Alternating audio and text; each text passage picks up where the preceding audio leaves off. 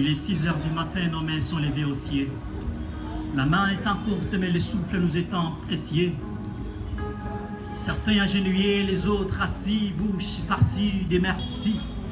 Une attitude de gratitude à Dieu qui nous forcit et nous éclaircit. Amen. Dans le ventre de pires et impires transpire la famine. Chacun dans son coin plein d'idées pour se trouver la farine.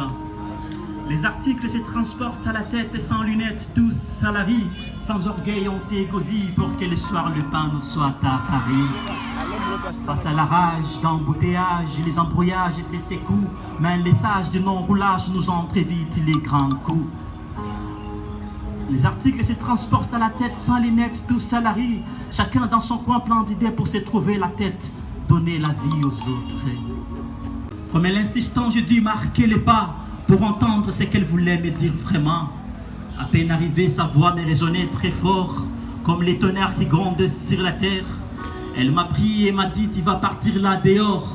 Poète comme Tamise, je serai ton repère. Prends ta plume et va dire à mon peuple tout ce que tu verras au cours de notre promenade. Va dire tout ce que ma langue te fera de façon souple, avec insistance, car les cris de sa crise m'a rendu malade. Je vis les femmes se battre pour leur liberté. Est-ce qu'elles se sont libérées déjà, elles, maman?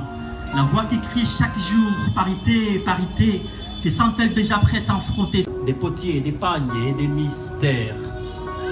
Poète du Sahara, des Niragongo, du Nul, du fleuve Congo, réveille cette femme première poétesse de nos enfants, qui accompagnait nos baies avec des chants ayant nos credos, et les soirs autour du feu, les contes des anciens nous vibraient de temps en temps. Va lui dire qu'il respecte, parce que le respect ne se plaint pas, on y travaille.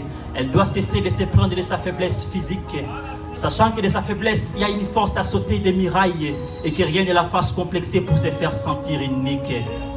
Qu'elle ne cherche jamais à ressembler à l'homme, car elle doit savoir qu'on n'est jamais mieux que soi-même. Voyons, si elle se laisse dessiner par l'homme et son crayon, qu'elle ne s'étonne pas un jour être effacée par sa gomme. Qu'elle soit créative comme quand elle se fait belle. L'indépendance économique n'est pas un bien masculin, comme autrefois potière, qu'elle se fasse femme de perles et qu'elle soit au moins femme rebelle que femme Ève dans le jardin.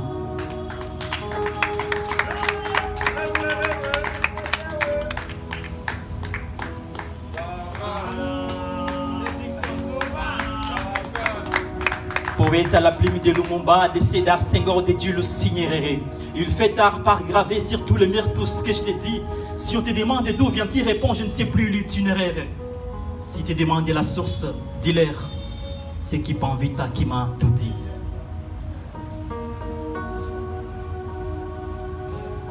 Il est 6 heures du matin, nos mains sont levées au ciel.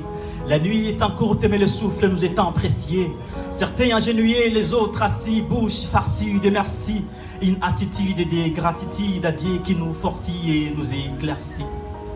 Dans le ventre de pires et empires transpire la famine. Chacun dans son coin plein d'idées pour se trouver la farine. Les articles se transportent à la tête sans lunettes, tous salariés. Sans orgueil, on s'égosille pour que le soir le pain nous soit à Paris. Face à la rage d'embouteillage, les embrouillages et ses coups, mais les sages de non-roulage nous entrevitent les grands coups. La monnaie circule, mais les uns calculent piller les tranquilles d'autrui. Les autres manipulent, appuient les enfants que les macadam a détruits. Après l'embarquement, chacun avec son sac à dos vêt en privilège.